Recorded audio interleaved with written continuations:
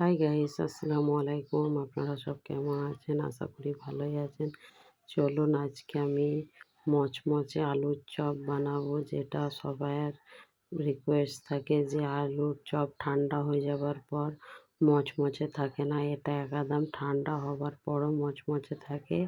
চলুন এবার রেসিপিটা শুরু করা যাক। এখানে আমি 3টে মিডিয়াম সাইজের আলু সেদ্ধ করে নিয়েছি প্রথমে, কেন আলুটা ঠান্ডা হলে যে আলুর পুরটা খুব সুন্দর বানানো হয়, সেই জন্যে প্লিজ আলুটা সেদ্ধ করে ঠান্ডা করে নেবেন। চলুন এখানে আমি অল্প করে হাফ চা চামচের একটু কম ফোড়ন দিয়েছি, 5 ফোড়ন।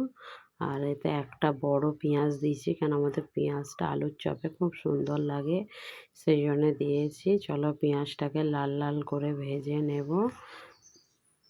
ততক্ষণ এইখানে আমি একটা পেস্ট বানাচ্ছি, যেটা আছে আদা, রসুন আর কাঁচা লঙ্কা। এরকমভাবে পেস্ট দেবেন, যেটা চপে যখন খাবেন না খুব সুন্দর টেস্টি লাগবে।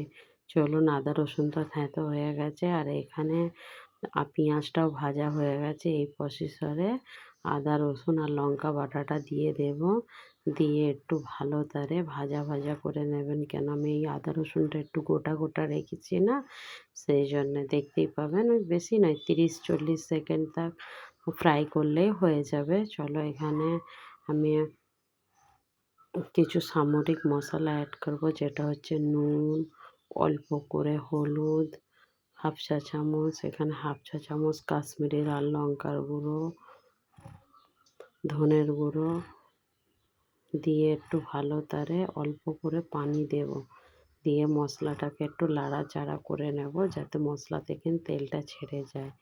এখানে আমি আলুটা কাদ্দুকস করে নিয়েছি হাতের দ্বারাই। আপনারা চাইলেন গোটাও দিতে পারেন, আমি একটু দিয়ে দিয়েছি, কেন ইজি হবে।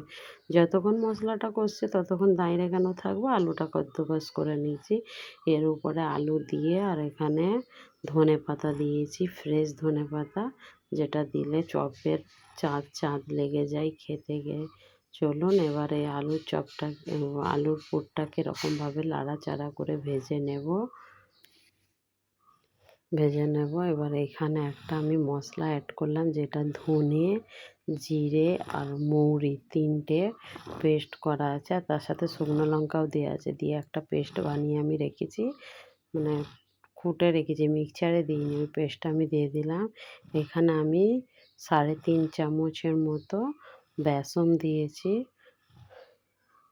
আর এখানে হাফ চামচের মতো কর্নফ্লাওয়ার দিলাম, দেখতেই পাচ্ছেন। আর এটা হাফ চামচের মতো চালের আটা, আর পরিমাণ মতো নুন। আর কিছু আমি আজকে দেব না। এরকমভাবে একবার বানিয়ে খেয়ে দেখবেন, যেটা চপ যতক্ষণ মানে ইফতারের সময় বানাবেন, মিনিমাম 2-3 ঘন্টা মুচমুচে থাকবে আরামসে, চোখ কান মুজে। সেই জন্য এরকমভাবে বাটারটা বানিয়ে নিও। চলো এবার বাটারটা পুরো দাঁড়া না থাকে, পেস্টটা সুন্দর করে করে নেবেন। আর একটু আমি হালকা করে ফুড কালার অ্যাড করেছি, যেটা বিরিয়ানিতে দেওয়া হয়, দেখতেই পাচ্ছেন কালারটা চেঞ্জ হয়ে গেছে, অরেঞ্জ কালারের অল্প করে দিয়েছি। আর আলুর পুরগুলোকে আপনারা যেরকম সাইজের করবেন সেরকম সাইজের এরকম ছোট ছোট গোল বানিয়ে নিয়ে এরকম চ্যাপ্টা করে নেবেন, নিলে কি হয় সুবিধা হয় দিতে, নাহলে বারবার হাত ধোয়া করো। সেই জন্য এরকমভাবে দিয়ে বেসনে উপর টিপর ডুবিয়ে তেলের মধ্যে ছেড়ে দেব। প্রথমে তেলটাকে হিট গরম করে নেব, তারপরে মিডিয়াম আঁচ দিয়ে দেব, দিয়ে এতে উল্টে পিল্টে লাল লাল করে ভেজে নেব। চলুন সব বেশি দেব না, 4টেই দেব, কেন আমার কড়াটা ছোট দেখতেই পাচ্ছেন, সেই জন্য আমি 4টে করে ভাজবো।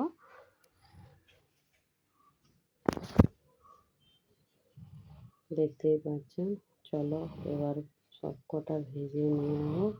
আর আপনারা আমার এই ভিডিওটি কেমন লাগে প্লিজ কমেন্ট করো, আর আপনাদের রোজা কেমন কাটছে সেরকম ভালোই কাটুক, আমি দোয়া করি, আর আপনারাও দোয়া করো যেন আমারও রোজা ভালো হয়।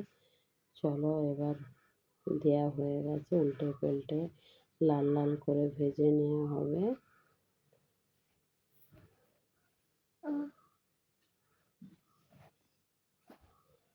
দেখতেই পাচ্ছেন লাল লাল করে ভাজা হয়ে গেছে, এরকম তারা করে ভেজে নেব।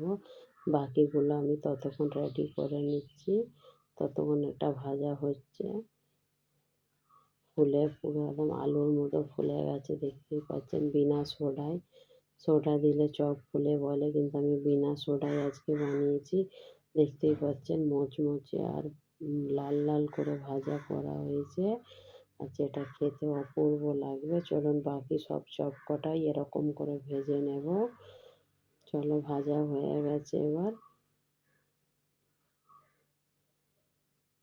দেখতেই পাচ্ছেন সব কটা একই টাইপের ফুলেছে, একটাও ছোট বড় কিছু হয় না।